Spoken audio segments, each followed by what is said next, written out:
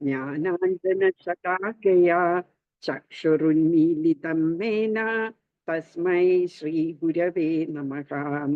श्रीचैतन्यमनोभीष्टं स्थापितं येन भूतले स्वयं रूपकथा मह्यं ददाति स्वपदान्तिकम्।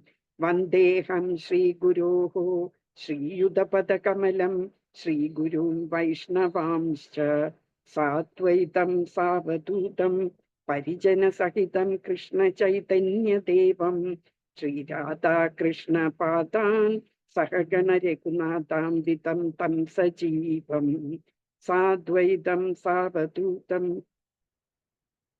परिजनसहितं कृष्णचैतन्यदेवं श्रीराधाकृष्णपादान् सहगण रघुनाथान्वितं तं सजीवम्। हे कृष्णा करुणा सिंधु दीनबंधो जगत्पते गोपेश गोपिका कांता राधा कांता नमस्तुते। नमस्ते सरस्वती ते गौरवाणी प्रचारिणे निर्विशेष शून्यवादी पाश्चात्य देशतारिणे नमो विष्णुपादाय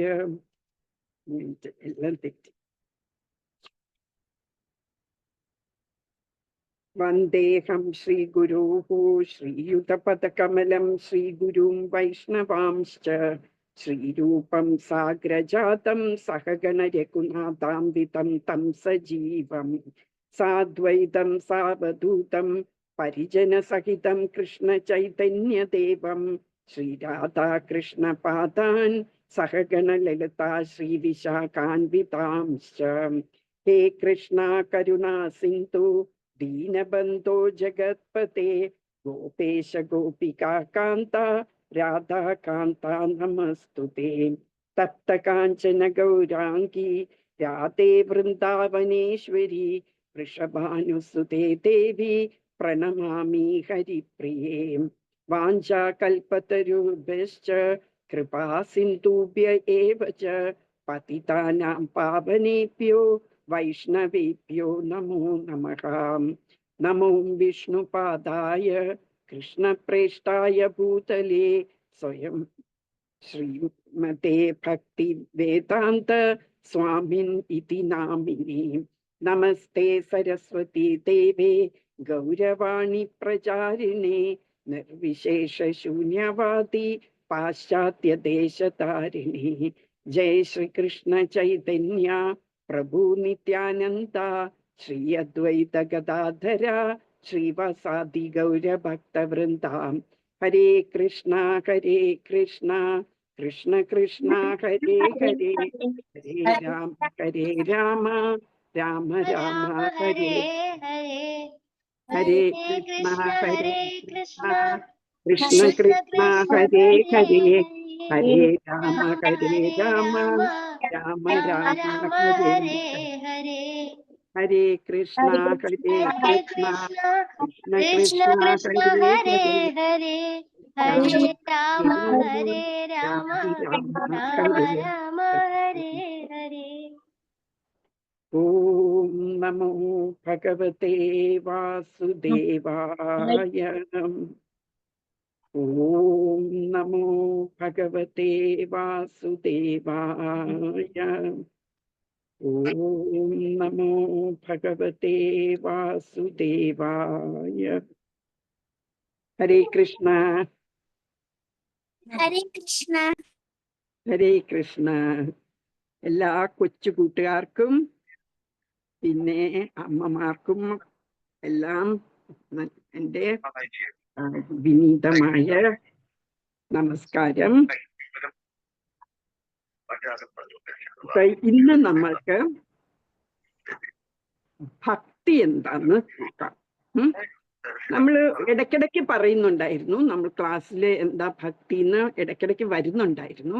എന്നാലും കൂടുതലായിട്ട് എന്താ ഈ ഭക്തി എന്ന് പറഞ്ഞാൽ എന്ന് നോക്കാം. നമ്മൾ എപ്പോഴും പറയുന്ന ഒരു വാക്കാണ് അല്ലെ ഈ ഭക്തി എന്ന്. എന്താണ് അതിൻ്റെ അർത്ഥം എന്ന് നോക്കാം.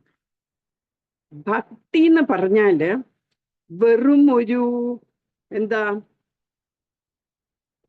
നിഷ്ക്രിയമായിട്ടുള്ള ഒരു ഇമോഷൻ അല്ല. ഇമോഷൻ എന്ന് പറഞ്ഞാൽ ഒരു വികാരമല്ല. ഭക്തി എന്ന് പറയുന്നത് നമ്മൾ അത് പ്രവർത്തിക്കണം, എന്നാലേ അത് ഭക്തിയാകുന്നുള്ളൂ. അല്ലാതെ ചുമ്മാ നമ്മൾ എനിക്ക് ഭഗവാനോട് വലിയ ഭക്തിയാണ് എന്ന് പറഞ്ഞിട്ട് കാര്യമില്ല. നമ്മൾ എന്ത് ചെയ്യുന്നു ഭഗവാന് വേണ്ടി? നമുക്ക് ഇത്ര ഭക്തി ഉണ്ടെങ്കിൽ എന്ത് നിങ്ങൾ ചെയ്യുന്നു ഭഗവാന് വേണ്ടി എന്ന് ചോദിച്ചാൽ അവർക്ക് ആൻസർ ഇല്ല.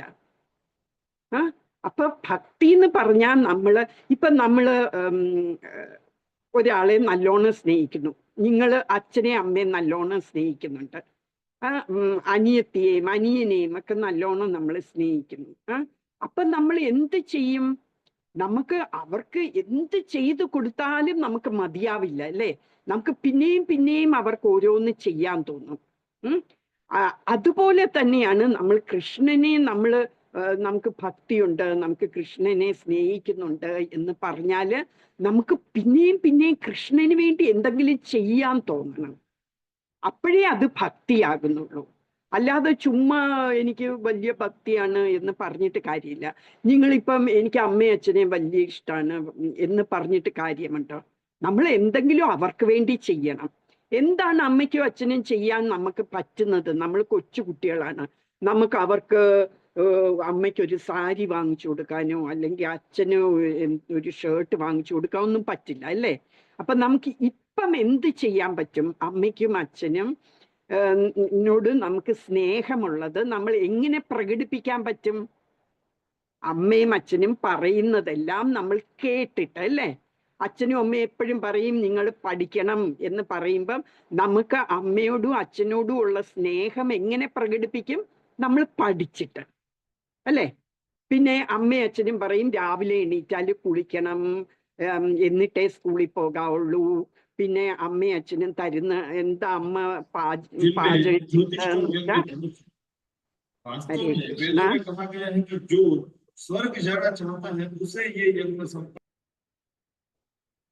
ഹരേ കൃഷ്ണ. അപ്പൊ നമ്മളുടെ സ്നേഹം കാണിക്കുന്നത് നമ്മൾ അവർക്ക് വേണ്ടി എന്തെങ്കിലും ചെയ്താണ്, അല്ലേ? അവരെ സന്തോഷിപ്പിക്കാൻ നോക്കും, അതല്ലേ നമ്മൾ ചെയ്യുന്നത്? അതുപോലെ തന്നെ അമ്മയും അച്ഛനും നിങ്ങളെ നല്ലോണം സ്നേഹിക്കുന്നുണ്ട്. അതുകൊണ്ടാണ് അവർക്ക് എന്ത് നിങ്ങൾക്ക് വാങ്ങിച്ചു തന്നാലും എന്ത് നിങ്ങൾക്ക് വേണ്ടി ചെയ്താലും അവർക്ക് തൃപ്തിയാകുന്നില്ല. അവർക്ക് ഇനിയും ഇനിയും നിങ്ങൾക്ക് ചെയ്യാൻ തോന്നും. നിങ്ങൾ കിടന്നുറങ്ങുമ്പോഴേ ഫാനിന്റെ കാറ്റ് കൂടുതൽ നിങ്ങളുടെ മേത്ത് തട്ടിയാൽ അവര് വന്ന് രാത്രി നിങ്ങൾ അറിയുന്ന പോലുമില്ല വന്ന് പുതപ്പ് നിങ്ങളുടെ മേത്തിട്ട് തരും, അല്ലേ? അതൊക്കെ എന്താണ് കാണിക്കുന്നത്? നമ്മളോടുള്ള സ്നേഹമാണ്.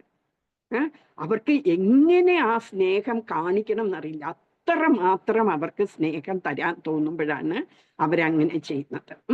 അപ്പൊ അതുപോലെ തന്നെയാണ് നമ്മൾ ഭഗവാനെ സ്നേഹിക്കുമ്പോൾ, നമ്മൾ ഭഗവാനെ കുറച്ച് കൂടുതൽ നമ്മൾ അറിയുമ്പം നമുക്ക് ഭഗവാനെ കൂടുതൽ സ്നേഹിക്കാൻ തോന്നും. അങ്ങനെ നമ്മൾ കൂടുതൽ സ്നേഹിക്കുമ്പം നമുക്ക് തോന്നും നമുക്ക് കൃഷ്ണന് എന്തെങ്കിലും ചെയ്യണം. I want to do something for Krishna. എന്ത് ചെയ്യും ഞാൻ? അതാണ് അതിനെയാണ് ഭക്തി എന്ന് പറയുന്നത്. അതിന് ഇസ്കോണിൽ പറയുന്നത് ഭക്തിയുത സേവനം എന്ന് പറയും. ഇംഗ്ലീഷിൽ ഡിവോഷണൽ സർവീസ്. നമുക്ക് ഡിവോഷൻ ഉണ്ടായാൽ മാത്രം പോരാ, അപ്പൊ നമ്മൾ അതുകൊണ്ട് സർവീസ് ചെയ്യണം. അതിനാണ് ഡിവോഷണൽ സർവീസ് എന്ന് പറയുന്നത്. ഭക്തി അങ്ങനെ വെറും ഭക്തിയായിരുന്നാ പോരാ, ഭക്തിയുത സേവനം ചെയ്യണം. അപ്പൊ നമുക്ക് എന്തൊക്കെ ചെയ്യാൻ പറ്റും? നിങ്ങൾ കൊച്ചുകുട്ടികളാണ്, എന്തൊക്കെ ചെയ്യാൻ പറ്റും? കൃഷ്ണനെ സെർവ് ചെയ്യാൻ എന്തൊക്കെ ചെയ്യാൻ പറ്റും? ആർക്ക് പറയാൻ പറ്റും? സഞ്ജനയ്ക്ക് പറയാൻ പറ്റുമോ?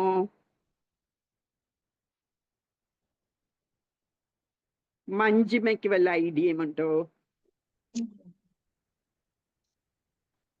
ഓക്കെ, നമുക്ക് എന്ത് ചെയ്യാന്ന് വെച്ചാല് കൃഷ്ണൻ അർജുനന് കൊടുത്ത ഉപദേശങ്ങളാണ് ഭഗവത്ഗീതയില്. ഞാൻ പറഞ്ഞു അമ്മയും അച്ഛനെയും നിങ്ങൾക്ക് ഇഷ്ടമുണ്ടെങ്കിൽ അമ്മയും അച്ഛനും തരുന്ന ഉപദേശങ്ങളെല്ലാം നിങ്ങൾ അനുസരിക്കണം എന്ന് പറഞ്ഞു. അതുപോലെ തന്നെ കൃഷ്ണൻ അർജുനന് കൊടുത്ത ഉപദേശങ്ങൾ അർജുനന് വേണ്ടി മാത്രമല്ല, നമുക്കെല്ലാവർക്കും വേണ്ടിയാണ്. അപ്പൊ ആ ഉപദേശങ്ങളൊക്കെ നമ്മൾ അനുസരിക്കണം. ആ ഈ കൃഷ്ണൻ അർജുനന് പറഞ്ഞ ശ്ലോകങ്ങളാണ് നമ്മൾ ഈ പഠിച്ചുകൊണ്ടിരിക്കുന്നതെല്ലാം.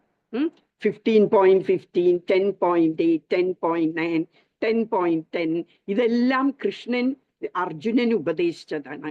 അപ്പൊ അതെല്ലാം നമുക്ക് ചൊല്ലുമ്പോൾ, നമ്മൾ അതൊക്കെ റിസൈറ്റ് ചെയ്യുമ്പം കൃഷ്ണന് ഭയങ്കര ഹാപ്പിയാകും. നമ്മൾ അച്ഛനും അമ്മയും പറയുന്ന എല്ലാം കേൾക്കുമ്പോൾ അച്ഛനും അമ്മയ്ക്കും ഹാപ്പി ആവില്ലേ?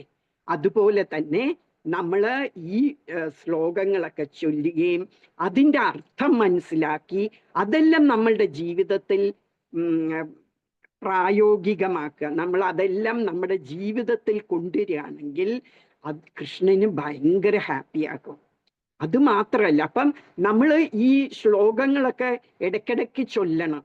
നമ്മൾ ഫ്രീ ആയിട്ടിരിക്കുമ്പോഴൊക്കെ ഈ ശ്ലോകങ്ങൾ ഓരോന്ന് പഠിച്ചത് ചൊല്ലണം. അപ്പം Krishnan first class devotional service ആണത്. കൃഷ്ണന് ഭയങ്കര ഹാപ്പിയാകും.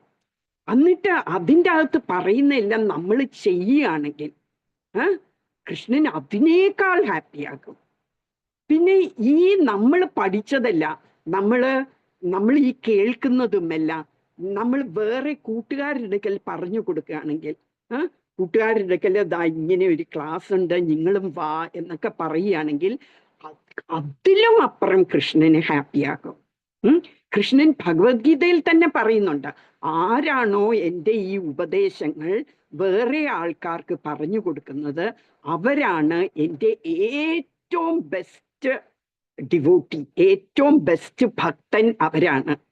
എന്നിട്ട് പറയും, എനിക്ക് അവരെക്കാൾ പ്രിയമായിട്ട് വേറെ ആരുമില്ല, എനിക്ക് അത്രയും പ്രിയമാണ് അവര് എന്ന് കൃഷ്ണൻ തന്നെ പറയുന്നുണ്ട്.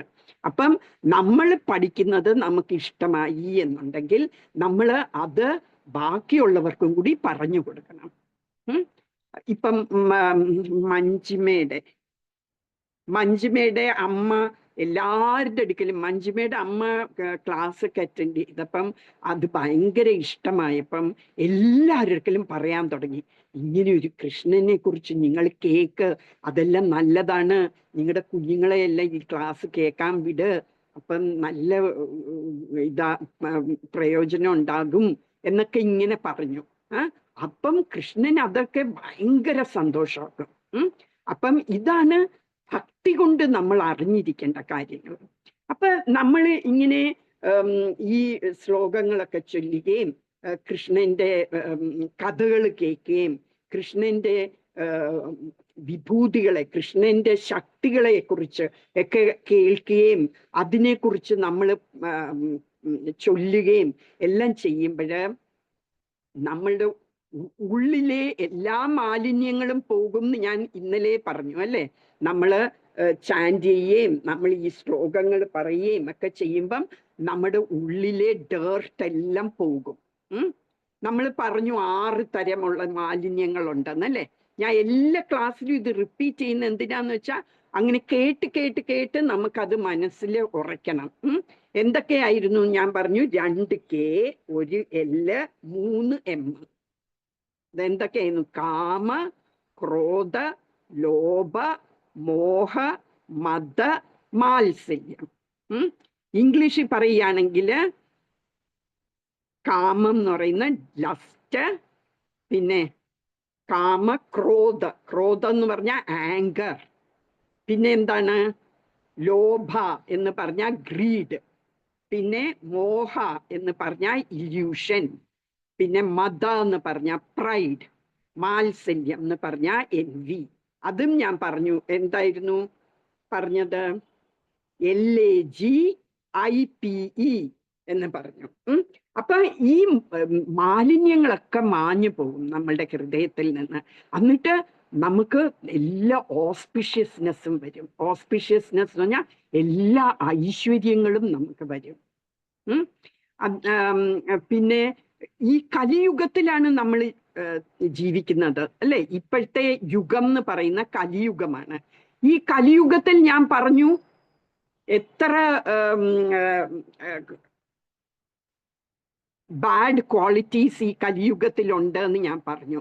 അതും 6 നമുക്ക് ഷോർട്ട് ലൈഫാണ്, പിന്നെയോ നമ്മൾ കോറൽസമാണ്, നമ്മൾ എല്ലാവരുമായിട്ട് വഴക്കടിക്കും, പിന്നെയോ ലേസിയാണ്, നമ്മൾ ഭയങ്കര മടിയന്മാരാണ്, പിന്നെ നമ്മൾ മിസ്ഗൈഡഡ് ആണ്, ആൾക്കാർ നമ്മളെ തെറ്റായ രീതിയിൽ നമ്മളെ ഓരോ കാര്യങ്ങൾ തെറ്റായ രീതിയിൽ പറഞ്ഞു തരും. പിന്നെ നമ്മൾ അൺലക്കിയാണ്, നമുക്ക് ലക്കേ ഇല്ല ഈ യുഗത്തിൽ. പിന്നെ ഒന്നുള്ളത്, നമ്മൾ എപ്പോഴും ഡിസ്റ്റർബ്ഡ് ആണ്, നമ്മുടെ മനസ്സ് എപ്പോഴും ഇങ്ങനെ വ്യാകുലപ്പെട്ടുകൊണ്ടിരിക്കും, നമ്മൾ ഓരോന്നിനെ കുറിച്ച് ആലോചിച്ച് വിഷമിച്ചുകൊണ്ടിരിക്കും. ഇതെല്ലാമാണ് കലിയുഗത്തിന്റെ ക്വാളിറ്റീസ്. അപ്പൊ നമ്മൾ ഈ കലിയുഗത്തിലാണെങ്കിലും നമ്മൾ എല്ലാ സമയവും ഈ ശ്ലോകങ്ങളൊക്കെ ചൊല്ലുകയും നമ്മൾ കൃഷ്ണനെ കുറിച്ച് ഓർക്കുകയും നമ്മൾ കൃഷ്ണന്റെ കഥകളും കൃഷ്ണന്റെ ശക്തികളെ കുറിച്ചും എല്ലാം കേൾക്കുകയും പറയുകയും ഒക്കെ ചെയ്യുമ്പോൾ നമ്മൾ പിന്നെ we are no longer in Kaliyuga. നമ്മളപ്പോ കലിയുഗത്തിലല്ല. കലിയുഗത്തിലാണെങ്കിലും കലിയുഗത്തിലെ മാലിന്യങ്ങളൊന്നും നമ്മളെ അഫക്റ്റ് ചെയ്യില്ല എന്ന് പറഞ്ഞാൽ ബാക്കിയുള്ളവർ നമ്മുടെ അടുക്ക വന്ന് വഴക്കുണ്ടാക്കാൻ വന്നാലും നമ്മൾ പറയും don't care, we don't care, നിങ്ങൾ വഴക്കുണ്ടാക്കുമോ എന്ത് വേണേ ചെയ്തോ, it doesn't bother, I don't bother എന്ന് പറയും നമ്മൾ. അപ്പൊ ഈ കലിയുഗത്തില് ആര് വഴക്കുണ്ടാക്കാൻ വന്നാലും നമുക്ക് ഇൻട്രസ്റ്റ് കാണില്ല തിരിച്ച് വഴക്കടിക്കാൻ. പിന്നെ നമ്മളുടെ അൺലക്കായിട്ടുള്ളതെല്ലാം മാറി നമുക്ക് ലക്ക് ഉണ്ടാകും. പിന്നെ നമ്മളുടെ മനസ്സ് എപ്പോഴും വിഷമിച്ചിരിക്കുന്നതെല്ലാം മാറി നമ്മുടെ മനസ്സ് വളരെ പീസ്ഫുള്ളാകും. ഇതൊക്കെയാണ് നമ്മൾ ഈ ഭക്തി കൊണ്ടും നമ്മൾ ഈ നാമങ്ങൾ, ഭഗവാന്റെ നാമങ്ങൾ ഇങ്ങനെ കീർത്തിച്ചുകൊണ്ടിരിക്കുകയും നമ്മൾ ഭഗവാന്റെ ലീലകൾ കേൾക്കുകയും, ലീല എന്ന് പറഞ്ഞാൽ കഥകളെല്ലാം കേൾക്കുകയും നമ്മൾ അതെല്ലാം വേറെ കൂട്ടുകാരുടെ പറഞ്ഞു കൊടുക്കുകയും ഒക്കെ ചെയ്യുമ്പോൾ നമ്മൾ പിന്നെ കലിയുഗത്തിലല്ല, നമ്മൾ ഏത് യുഗത്തിലാ? സത്യയുഗത്തിലാവും. സത്യയുഗം എന്ന് പറഞ്ഞാൽ അതായിരുന്നു ഏറ്റവും നല്ല യുഗം. അവിടെ എല്ലാവരും സന്തോഷമായിരുന്നു. അപ്പൊ അതുപോലെ നമ്മളും ഈ കലിയുഗത്തിലാണ് എങ്കിൽ പോലും കലിയുഗത്തിലെ വൃത്തികേടുകളൊന്നും നമ്മളെ അഫക്റ്റ് ചെയ്യില്ല.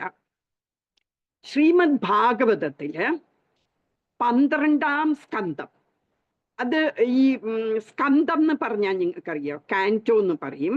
അത് നിങ്ങൾക്ക് രാമായണം കുറച്ചും കൂടെ അറിയായിരിക്കും. അമ്മമാരെല്ലാം ഈ രാമായണ മാസം രാമായണം ജപിക്കില്ലേ, ചൊല്ലില്ലേ? അതൊക്കെ നിങ്ങളുടെ വീട്ടിലും ചൊല്ലുന്നുണ്ടാവും അല്ലെ, നിങ്ങൾ കേൾക്കുന്നുണ്ടാവും. അപ്പൊ അതിൽ പറയുന്ന ഖണ്ഡം എന്നാണ് ബാലകാന്ഡം എന്ന് പറയും. ബാലകാന്ഡം, അരണ്യകാന്ഡം, അയോധ്യാകാന്ഡം, കിഷ്കിന്ധകാന്ഡം എന്നൊക്കെ കേട്ടിട്ടില്ലേ? അപ്പൊ കാന്ഡം എന്ന് പറഞ്ഞാൽ ഒരു സെക്ഷൻ ഓഫ് എ ബുക്ക് പോലെ.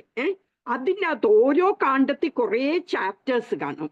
നിങ്ങളുടെ സ്കൂളിൽ കുറേ ചാപ്റ്റേഴ്സ് ഇല്ലേ, സോഷ്യൽ സ്റ്റഡീസിലും എല്ലാം അതുപോലെ കുറേ ചാപ്റ്റേഴ്സ് ഉണ്ടാവും ഓരോ കാണ്ഡത്തിലും, ഓരോ പാർട്ടിലും. അതുപോലെ ശ്രീമദ് ഭാഗവതത്തിൽ 12 സ്കന്ധങ്ങളുണ്ട്, 12 കാൻറ്റോസ് ഉണ്ട്.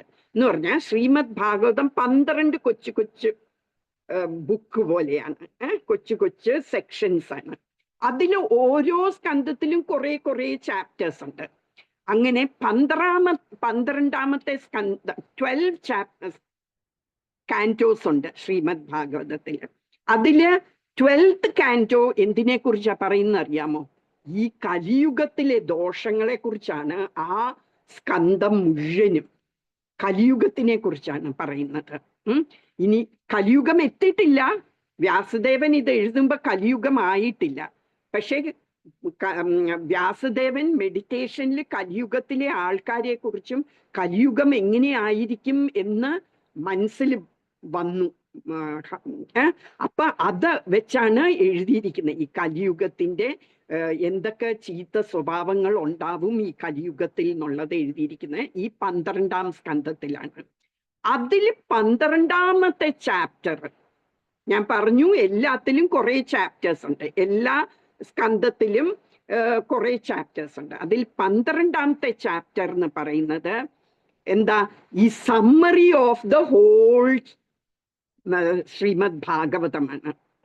ഇത്രയും ഈ 12 കാൻറ്റോസ് വരെയും പറഞ്ഞതെല്ലാത്തിൻ്റെയും സംക്ഷിപ്തമായിട്ട് ഒരു സമ്മറി ആയിട്ട് കൊടുത്തിരിക്കുന്നതാണ് 12-ാമത്തെ ചാപ്റ്റർ, അധ്യായം.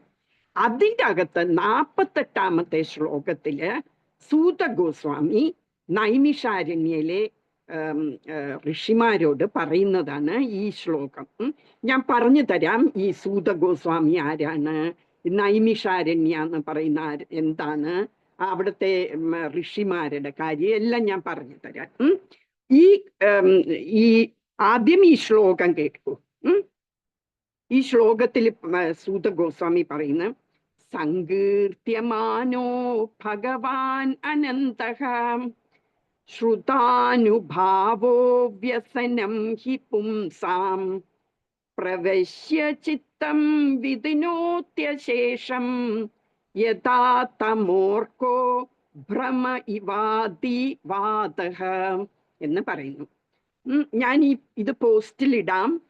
നിങ്ങൾക്ക് ഇൻട്രസ്റ്റ് ഉള്ള കുട്ടികൾ മാത്രം പഠിക്കാൻ ശ്രമിക്കൂ, ഇല്ലെങ്കിലും വേണ്ട. ഇത് നമ്മളുടെ 30 ശ്ലോകത്തിൽ ഉൾപ്പെടുത്തിയിരിക്കുന്നതല്ല. നിങ്ങൾക്ക് ഇൻട്രസ്റ്റ് ഉള്ള കുട്ടികൾക്ക് ഇത് എന്താന്ന് നോക്കാം.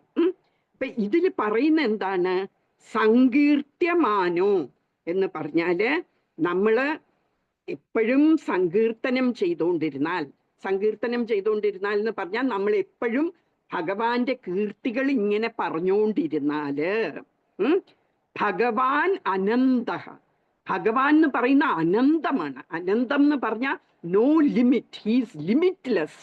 നമ്മൾ കണ്ടു അല്ലേ, ഭഗവാൻ ഒരു ശ്വാസം വിടുമ്പോഴത്തേക്ക് എത്രയാ യൂണിവേഴ്സസ് വരുന്നതല്ലേ.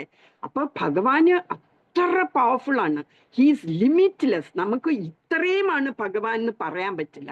അതോ ഇത്രയാണോ ഭഗവാൻ, അങ്ങനെ പറയാൻ പറ്റില്ല. ഇൻഫിനിറ്റ് ആണ് ഭഗവാന്.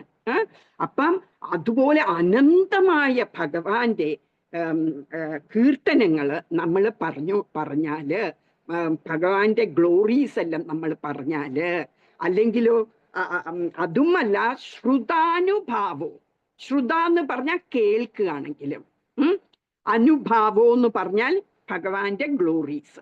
അപ്പൊ ഭഗവാന്റെ ഗ്ലോറീസ് നമ്മള് പറയുകയാണെങ്കിലോ കേൾക്കുകയാണെങ്കിലോ എന്തായിരിക്കും ഫലം എന്നാ പറയുന്നത്, വ്യസനം ഹി പുംസാം. പുംസാം എന്ന് വെച്ചാൽ മനുഷ്യന്റെ വ്യസനങ്ങൾ എന്ന് പറഞ്ഞാൽ മിസറീസ് എന്ന് പറഞ്ഞാല് അല്ലെ മിസ്ഫോർച്യൂൺ എന്നൊക്കെ പറയാം. അതിന്റെ അർത്ഥം മലയാളത്തില് ദുർഭാഗ്യം, നമ്മളുടെ ഭാഗ്യമില്ലായ്മ, നമ്മുടെ അനർത്ഥങ്ങള്, ഇത് എല്ലാം മനുഷ്യന്റെ ഈ വ്യസനങ്ങളെല്ലാം എന്തായി പോകുന്നു, പ്രവശ്യ ചിത്തം വിദിനോത്തി അശേഷം. പ്രവശ്യ എന്ന് പറഞ്ഞാൽ കൃഷ്ണൻ പ്രവേശിച്ചിട്ട്, പ്രവേശിക്കുക എന്ന് പറഞ്ഞാൽ ഹി എൻറ്റേഴ്സ് അല്ലെ. ചിത്തം എവിടെയാണ് എൻറ്റർ ചെയ്യുന്ന കൃഷ്ണൻ, ചിത്തത്തില്. ചിത്തം എന്ന് പറഞ്ഞാൽ നമ്മുടെ ഹാർട്ടിൽ കൃഷ്ണൻ ഇറങ്ങി ചെന്നിട്ട് വിദിനോത്തി അശേഷം, വിദിനോത്തി എന്ന് പറഞ്ഞാൽ ക്ലീൻ ചെയ്യും. നമ്മുടെ ഹാർട്ടിലുള്ള മാലിന്യങ്ങളെല്ലാം, ഡേർട്ടൊക്കെ ഉള്ളതെല്ലാം ക്ലീൻ ചെയ്യും. അശേഷം എന്ന് പറഞ്ഞാൽ കംപ്ലീറ്റ് ആയിട്ട്, എൻറ്റയർലി എല്ലാ വൃത്തികേടുകളും കളയും. എങ്ങനെയാണ്, യഥാ തമോ അർക്കോ. അർക്കെന്ന് പറഞ്ഞാൽ, അർക്കാന്ന് പറഞ്ഞാല് സൂര്യൻ, തമോ എന്ന് പറഞ്ഞാൽ അന്ധകാരം. എങ്ങനെയാണോ സൂര്യൻ അന്ധകാരത്തെ മാറ്റുന്നത് എന്ന് പറഞ്ഞാൽ, ഇപ്പൊ രാത്രിയിൽ ഇപ്പം വെളിച്ചമില്ലല്ലോ അല്ലേ, നമ്മൾ ഇലക്ട്രിസിറ്റി ഇട്ടാലല്ലേ വെളിച്ചമുള്ളൂ, ലൈറ്റ് ഇട്ടാലല്ലേ വെളിച്ചമുള്ളൂ, അല്ലെങ്കിൽ ഇവിടെ ഡാർക്കാണ് അല്ലേ. പക്ഷെ നാളെ രാവിലെ സൂര്യൻ ഉദിക്കുമ്പോഴോ ഈ ഡാർക്ക്നെസ് എല്ലാം പോകും അല്ലേ. സൂര്യൻ വന്നാല് ഡാർക്ക്നെസ് ഒക്കെ പോകും. അപ്പം എങ്ങനെയാണോ സൂര്യൻ വരുമ്പം ഈ ഭൂമിയിലെ ഡാർക്ക്നെസ് ഒക്കെ മാറുന്നത്, പിന്നെ വേറൊരു എക്സാമ്പിളും തരുന്നു. അഭ്രം ഇവാതിവാതഹ. അഭ്രം എന്ന് പറഞ്ഞാല് മേഘങ്ങൾ, ക്ലൗഡ്സ്. ക്ലൗഡ്സ് അതിവാതഹ, അതിശക്തിയായ കാറ്റ് വന്നാല് ഈ ക്ലൗഡ്സ് ഒക്കെ പോകും, ഇല്ലേ? നല്ലൊരു കാറ്റ് വന്നാൽ ക്ലൗഡ്സ് ഒക്കെ പോകും. നമുക്കറിയാം, നമ്മൾക്ക് ഈ ടി വിയിലൊക്കെ പറയും, ന്യൂസൊക്കെ പറയുമ്പോൾ പറയും ഒരു ക്ലൗഡ് ഉണ്ട്, അപ്പം നമ്മൾക്ക് നാളെ തൊട്ട് മഴ വരാൻ സാധ്യതയുണ്ട് എന്നൊക്കെ പറയും, ഇല്ലേ? എന്നിട്ട് പിറ്റേ ദിവസം മഴയെ കാണില്ല. എന്തുകൊണ്ടാണ്? ആ ഉണ്ടായിരുന്ന ക്ലൗഡ്സിനെയൊക്കെ വലിയ കാറ്റ് വന്ന് വേറെ സ്ഥലത്തോട്ട് കൊണ്ടുപോകുന്നതുകൊണ്ടാണ്. അപ്പൊ ഈ ക്ലൗഡ്സ് കാണുമ്പോഴാണ് ഈ നിരീക്ഷണ കേന്ദ്രം, മീറ്റിയോറോളജിക്കൽ ഡിപ്പാർട്ട്മെന്റ് പറയും മഴ വരാൻ സാധ്യതയുണ്ട് എന്ന്. പക്ഷെ ഒരു ക്ലൗഡ് ഒരു കാറ്റ് വരുമ്പോ എന്താ, ആ ക്ലൗഡിനെ എല്ലാം വേറെ സ്ഥലത്തോട്ട് കൊണ്ടുപോകും.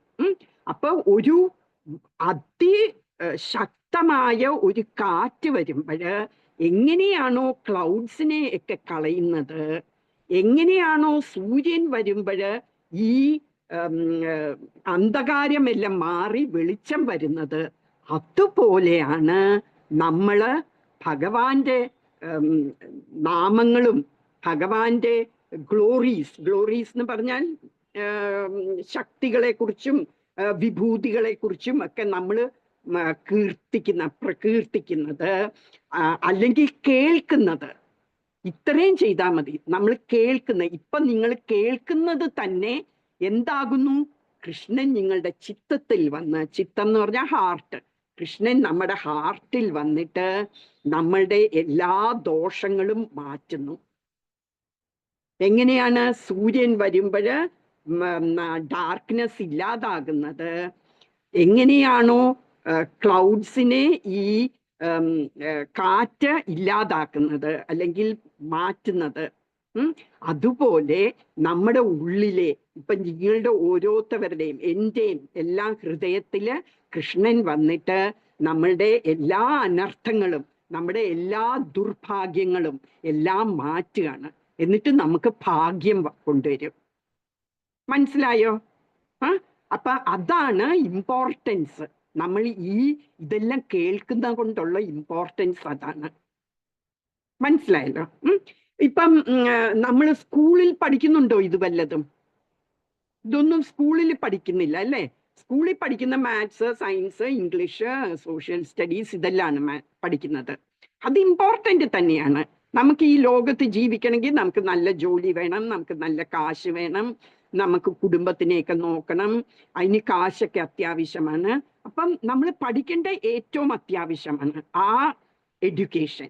അതിൻ്റെ ഒപ്പം തന്നെ ഈ എഡ്യൂക്കേഷനും ഇമ്പോർട്ടൻ്റ് ആണ്, അതിനേക്കാൾ ഇമ്പോർട്ടൻ്റ് ആണ്, അല്ലേ? എന്താന്ന് വെച്ചാൽ നമ്മുടെ മനസ്സിലുള്ള എല്ലാ ഡേർട്ടിനെ മാറ്റിക്കളയാണ്, നമ്മൾ ശുദ്ധമാകുകയാണ്, നമ്മൾ പ്യൂരിഫൈഡ് ആകുകയാണ്. അപ്പൊ എന്താ പറ്റുന്നത്? നമ്മൾ പ്യൂരിഫൈഡ് ആകാന്ന് പറഞ്ഞാൽ നമ്മുടെ ബ്ലഡും എല്ലാം പ്യൂരിഫൈഡ് ആകുന്നു. അപ്പൊ നമുക്കുള്ള അസുഖങ്ങളും എല്ലാം മാറുന്നു. അർജുൻ വന്നിട്ടുണ്ടോ ഇന്ന്? അർജുന്റെ അമ്മ ഇവിടെ ഉണ്ടോ? എനിക്കറിയുന്നില്ല ഏതാണെന്ന്. അപ്പൊ അർജുന്റെ അമ്മയ്ക്ക് മാത്രമല്ല, ഇവിടെയുള്ള എല്ലാ അമ്മമാരോടും കൂടിയാണ് ഞാൻ പറയുന്നത്. അപ്പൊ നമ്മള് ഇതെല്ലാം കേൾക്കുമ്പോഴും നമ്മളുടെ ദുർഭാഗ്യങ്ങളെല്ലാം മാറിപ്പോവാണ്, നമുക്ക് നല്ല ഓസ്പിഷ്യസ്നെസ് വരികയാണ്. അത് ഒരു കഥയുണ്ട്, അറിയാമോ? പൂന്താനത്തിനെ നിങ്ങൾക്കൊക്കെ അറിയില്ലേ? ഗുരുവായൂരപ്പന്റെ ഒരു വലിയ ഭക്തനായിരുന്നു പൂന്താനം.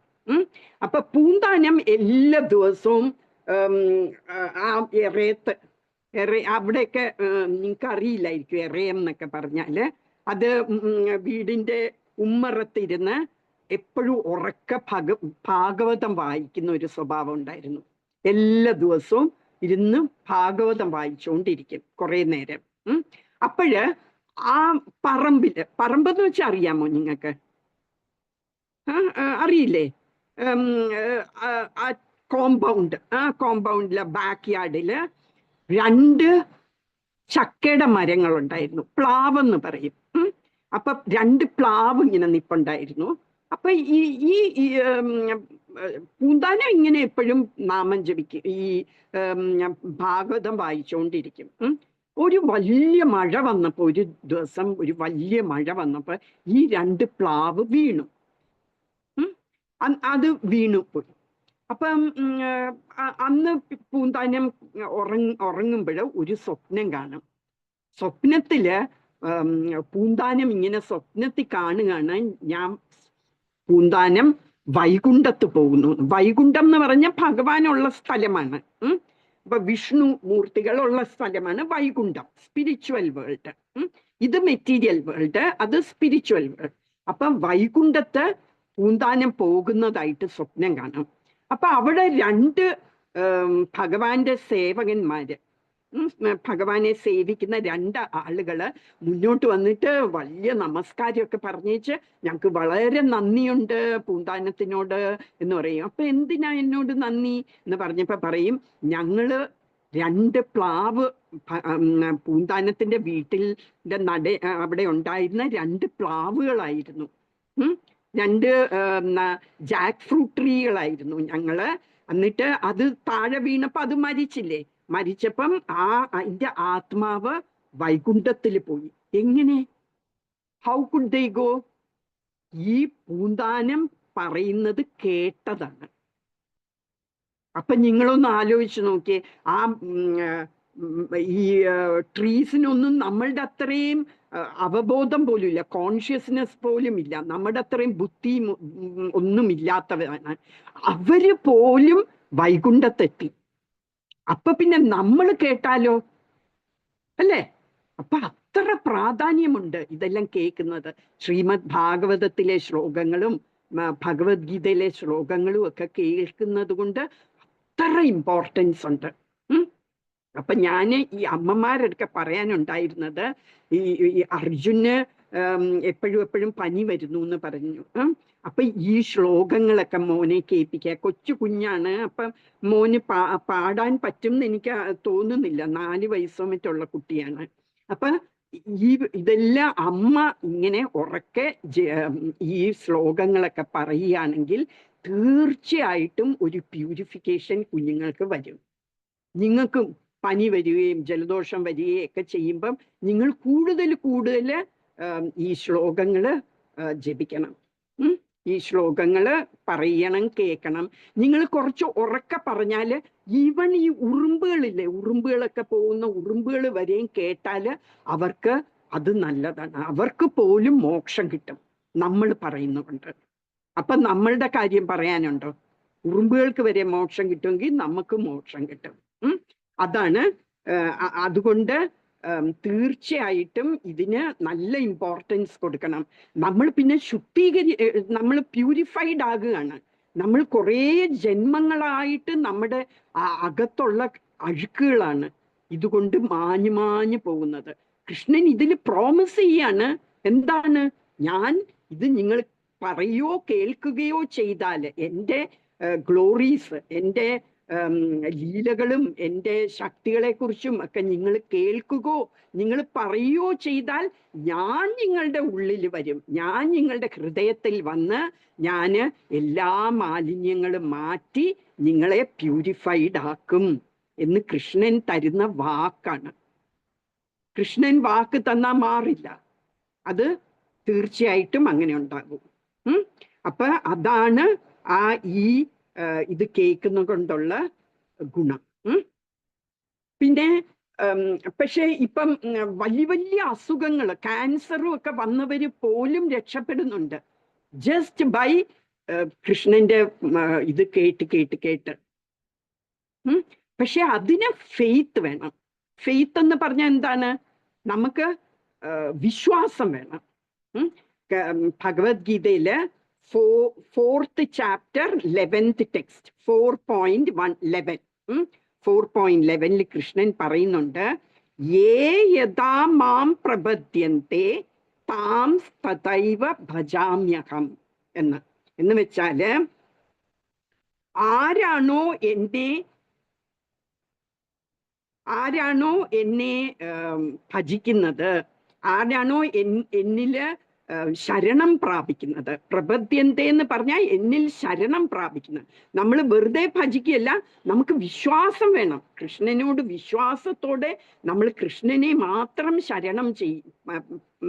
ശരണം പ്രാപിക്കുകയാണെങ്കിൽ എന്ത് പറയുന്നു കൃഷ്ണൻ? താം തഥൈവ ഭജാമ്യഹം. നിങ്ങള് എത്രമാത്രം എന്നെ എത്ര വിശ്വാസത്തോടെ എന്നെ സമീപിക്കുന്നു, എത്ര വിശ്വാസത്തോടെ എന്നെ ശരണം പ്രാപിക്കുന്നു, അത്രത്തോളം ഞാൻ നിങ്ങളെ അനുഗ്രഹിക്കും എന്നാണ് കൃഷ്ണൻ പറയുന്നത്. എന്ന് വെച്ചാൽ എനിക്ക് 10% വിശ്വാസം ഉണ്ടെന്നിരിക്കട്ടെ, ഫുൾ 100% വിശ്വാസം ഉണ്ടെങ്കിൽ കൃഷ്ണൻ 100% നമ്മളെ അനുഗ്രഹിക്കും. നമുക്ക് 50% വിശ്വാസമേ ഉള്ളെങ്കിൽ 50% നമ്മളെ അനുഗ്രഹിക്കും. അപ്പൊ നമ്മൾക്ക് എത്ര ഫെയ്ത്ത് ഉണ്ടോ അത്ര മാത്രം നമുക്ക് അതുകൊണ്ട് ഗുണം കിട്ടും. അപ്പൊ നമ്മളുടെ എയിം എന്തായിരിക്കണം? നമ്മളുടെ ആ ഫെയ്ത്ത് കൂടുതൽ കൂടുതൽ വർദ്ധിപ്പിച്ച് വരണം. വർദ്ധിപ്പിച്ച് വരാൻ നമ്മൾ കൂടുതൽ ശ്ലോകങ്ങൾ പഠിക്കണം, ശ്ലോകങ്ങൾ ജപിക്കണം, നമ്മൾ കൂടുതൽ കൃഷ്ണ കഥകൾ കേൾക്കണം, കൃഷ്ണന്റെ വിഭൂതികളെ കുറിച്ച്, കൃഷ്ണന്റെ ശക്തികളെ കുറിച്ച് എല്ലാം നമ്മൾ കേൾക്കണം, വായിക്കണം, എല്ലാം ചെയ്യണം. മനസ്സിലായോ? ഇനി നമുക്ക് കൃഷ്ണ കഥയിലോട്ട് പോകാം അല്ലേ? നമ്മൾ എപ്പോഴും കൃഷ്ണന്റെ കഥ പറയില്ല. ഇനി ഫെയ്ത്തിന്റെ കാര്യം പറഞ്ഞപ്പോ ഞാനൊരു കൊച്ചു കഥ പറഞ്ഞുതരാം. നിങ്ങള് വില്വമംഗലത്തിനെ കുറിച്ച് കേട്ടിട്ടുണ്ടോ? കുരൂറമ്മയെ കുറിച്ച് കേട്ടിട്ടുണ്ടോ? ഇല്ല അല്ലേ?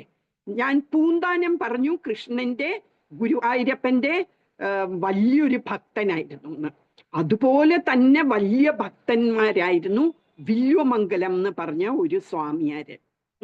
അതുപോലെ കുരൂരമ്മ എന്ന് പറഞ്ഞ ഒരു അമ്മയും കൃഷ്ണന്റെ വലിയൊരു ഭക്തയായിരുന്നു.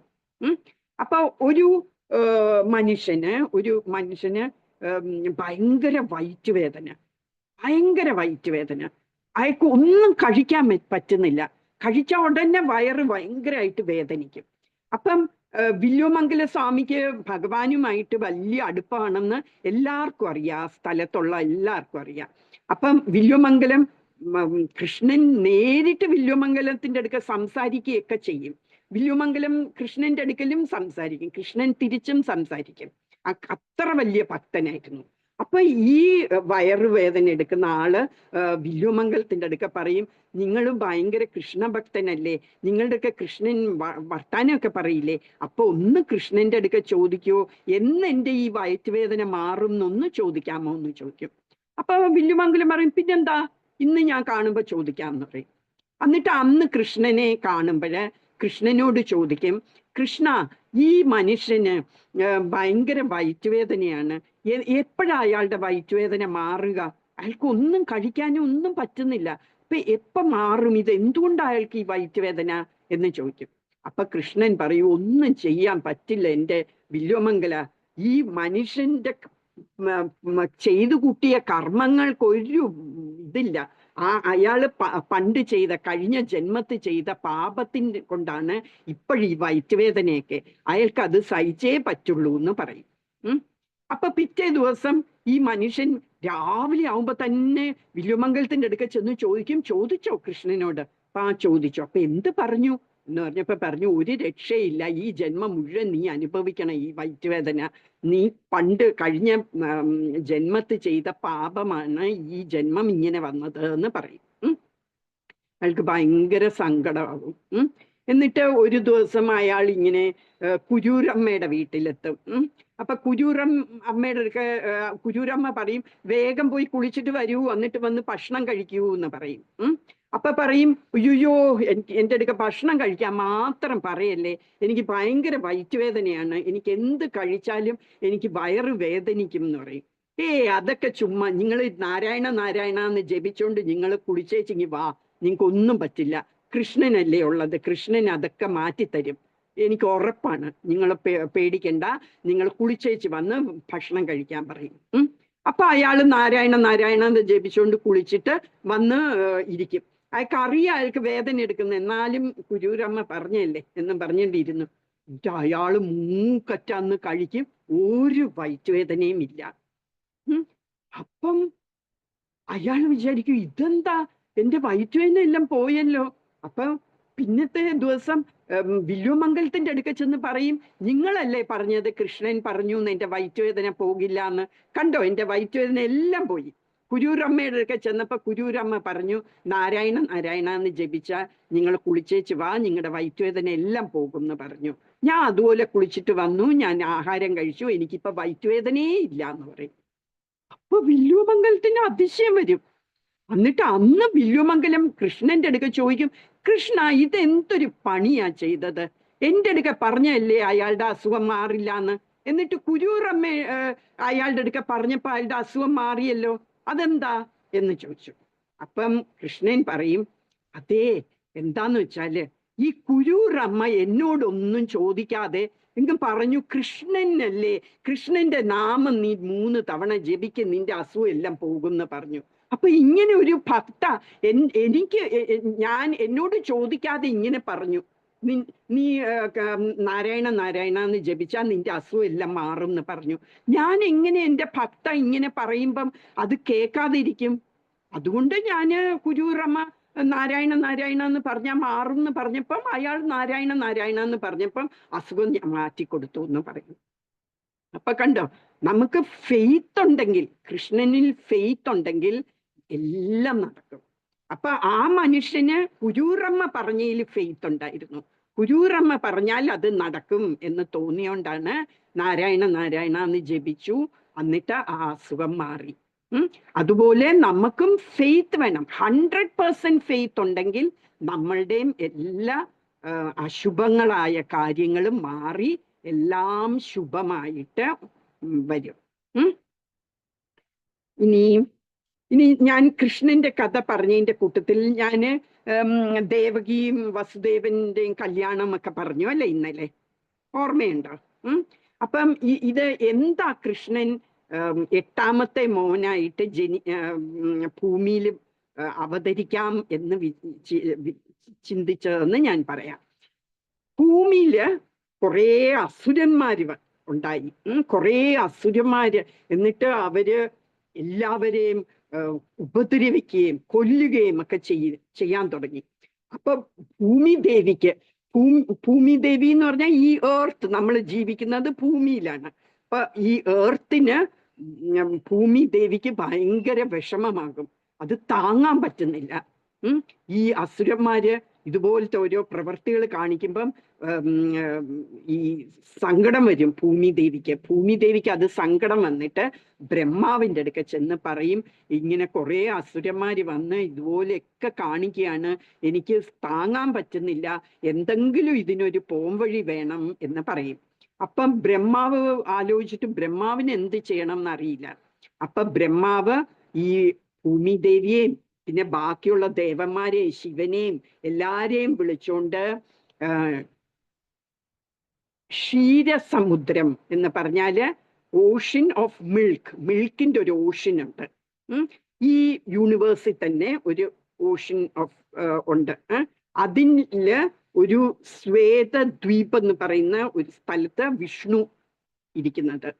ഏത് വിഷ്ണു ആണെന്നറിയാം? ക്ഷീരോദകശായി വിഷ്ണു. ഞാൻ പറഞ്ഞു പരമാത്മാവായിട്ട് എല്ലാവരുടെയും ഉള്ളിൽ ഇരിക്കുന്നതാണ് ആ ക്ഷീരോദകശായി വിഷ്ണു. അപ്പൊ ആ വിഷ്ണുവിന് ഒരു ധാമമുണ്ട്, താമസിക്കുന്ന ഒരു സ്ഥലമുണ്ട്, അതാണ് ശ്വേതദ്വീപം. ആ ശ്വേതദ്വീപില് അവിടെ ആ ക്ഷീരസമുദ്രത്തിന്റെ കരയിൽ വന്നിട്ട് അവര് പ്രാർത്ഥിക്കാൻ തുടങ്ങും വിഷ്ണുവിനെ. അപ്പൊ വിഷ്ണു ബ്രഹ്മാവിന്റെ ഹൃദയത്തിൽ വന്നിട്ട് പറയും, എന്താ നിങ്ങൾ വന്നതെന്ന് പറയുമ്പം ഇങ്ങനെ ഈ ഈ ഭൂമി ദേവിക്ക് വിഷമമാണ്, കുറെ അസുരന്മാരുണ്ട്, എന്നിട്ട് എല്ലാരെയും കൊല്ലുകയും ഉപദ്രവിക്കുകയും ഒക്കെ ചെയ്യുന്നു, ബ്രാഹ്മണന്മാരെ കൊണ്ട് ഈ യജ്ഞങ്ങളൊന്നും ചെയ്യാൻ സമ്മതിക്കുന്നില്ല, അങ്ങനെയൊക്കെ ചെയ്യുന്നു എന്ന് പറയും. അപ്പൊ പറയും, ഓക്കെ, അതൊക്കെ മാറ്റാൻ വേണ്ടി ശ്രീകൃഷ്ണ ഭഗവാൻ തന്നെ ഭൂമിയിൽ അവതരിക്കും. അതിനു മുമ്പായിട്ട് എല്ലാ ദേവന്മാരും മനുഷ്യരൂപം കൈകൊണ്ട് കുറെ യദു ഫാമിലിയിലെല്ലാം വന്ന് ജനിക്കണം എന്നൊക്കെ പറയും.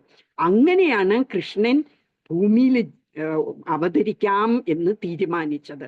എന്തുകൊണ്ടാണ്? ഈ അസുരന്മാരെല്ലാം വന്ന് മനുഷ്യരെ എല്ലാം ബാക്കിയുള്ളവരെയൊക്കെ കൊല്ലുകയും ഒക്കെ ചെയ്യുന്ന കൊണ്ട് അവരെ നിഗ്രഹിക്കാൻ, അവരെ കൊല്ലാൻ വേണ്ടിയാണ് ഭഗവാന് അവതാരം എടുക്കാമെന്ന് വെച്ചത്. എന്നിട്ട് എന്തുകൊണ്ട് വസുദേവന്റെയും ദേവകിയുടെയും മോനായിട്ട് അവതരിക്കാം എന്ന് കൃഷ്ണൻ തീരുമാനിച്ചു? അതിനൊരു കഥയുണ്ട്. പണ്ട് ബ്രഹ്മദേവന് കുറെ മനുഷ്യരെ, ഈ ലോകം മുഴുവനും മനുഷ്യരെയൊക്കെ ജനിപ്പിക്കുകയായിരുന്നു. അപ്പൊ എല്ലാ മക്കളോടും ഒക്കെ പറയും, ഇനി ആൾക്കാരെ ജനിപ്പിക്കാൻ പറയും, ആൾക്കാരെ ജനിപ്പിക്കാൻ പറയും. അപ്പൊ അതില് പൃഷ്ണിയും സുതപ എന്ന് പറയുന്ന ഒരു ഭാര്യയും ഭർത്താവിൻ്റെയും അടുക്ക പറയും, ഇനി നിങ്ങൾ കുഞ്ഞുങ്ങളെയൊക്കെ ഉണ്ടാക്കുക എന്ന് പറയുമ്പം അവര് കുറേ കാലം തപസ് ചെയ്യും. എന്താന്ന് വെച്ചാൽ അവർക്ക് നല്ലൊരു മകനെ കിട്ടാൻ, വിഷ്ണുവിനെ തന്നെ മകനായിട്ട് കിട്ടാൻ വേണ്ടി അവര് പ്രാർത്ഥിക്കും. അങ്ങനെ അവര് കുറേ തൗസൻഡ്സ് ഓഫ് ഇയേഴ്സ് അവര് പ്രാർത്ഥിക്കുമ്പോൾ വിഷ്ണു ഭഗവാന് അവരുടെ മുമ്പിൽ പ്രത്യക്ഷപ്പെടും. പ്രത്യക്ഷപ്പെടും എന്ന് പറഞ്ഞാൽ അറിയാലോ, മുമ്പിൽ വരും.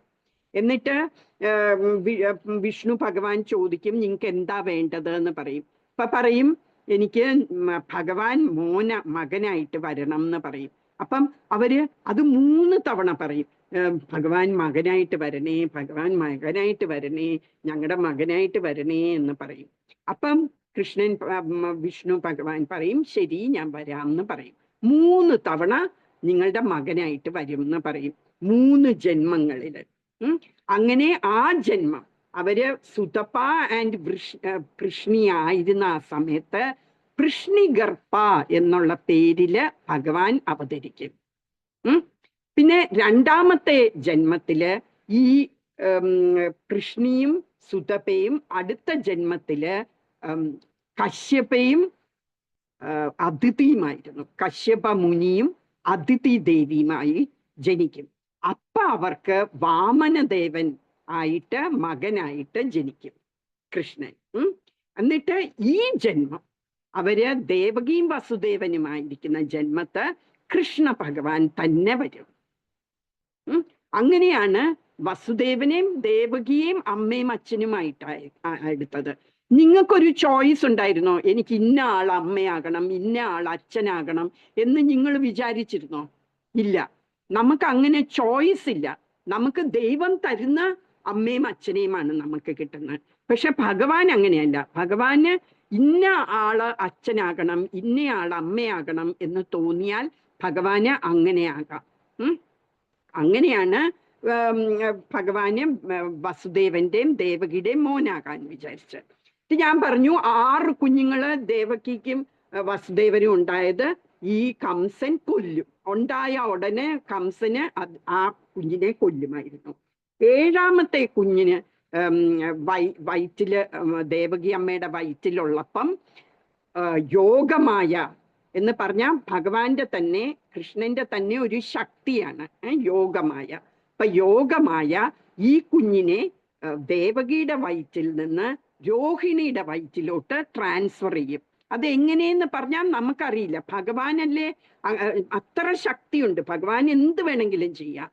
അപ്പൊ ഭഗവാന് ആ കുഞ്ഞിനെ ആ ദേവകിയുടെ വയറ്റിൽ നിന്ന് രോഹിണിയുടെ വയറ്റിലോട്ട് മാറ്റും.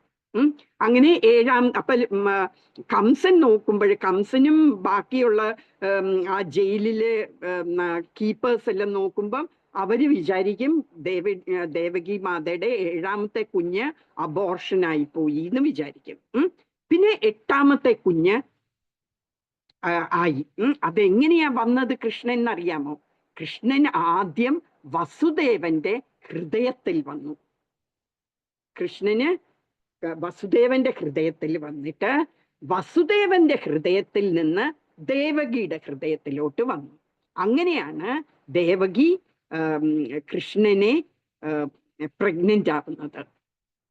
അപ്പൊ ആദ്യം കൃഷ്ണൻ വസുദേവന്റെ ഹൃദയത്തില് ആ ഹൃദയത്തിൽ നിന്ന് ദേവകിയുടെ ഹൃദയത്തിൽ എന്നിട്ട് കൃഷ്ണൻ ദേവകിയുടെ വയറ്റില് വരും.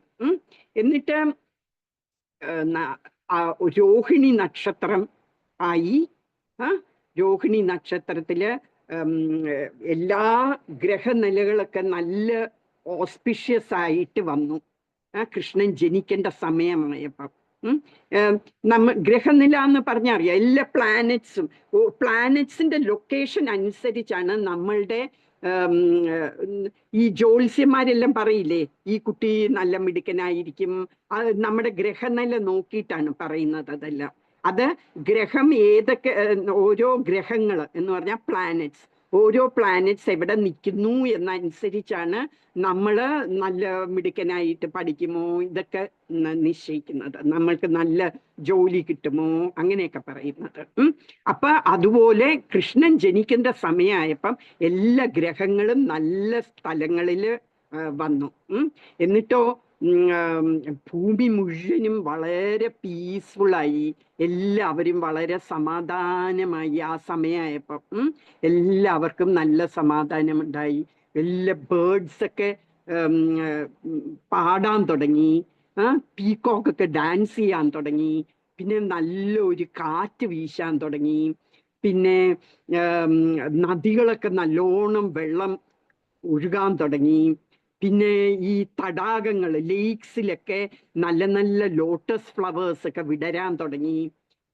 ബ്രാഹ്മണന്മാർക്കൊക്കെ കംസനാണെങ്കിൽ ആരും യജ്ഞങ്ങളൊന്നും ചെയ്യാൻ സമ്മതിക്കില്ലായിരുന്നു, ബ്രാഹ്മണന്മാരൊന്നും യജ്ഞം ചെയ്യാൻ സമ്മതിക്കില്ലായിരുന്നു.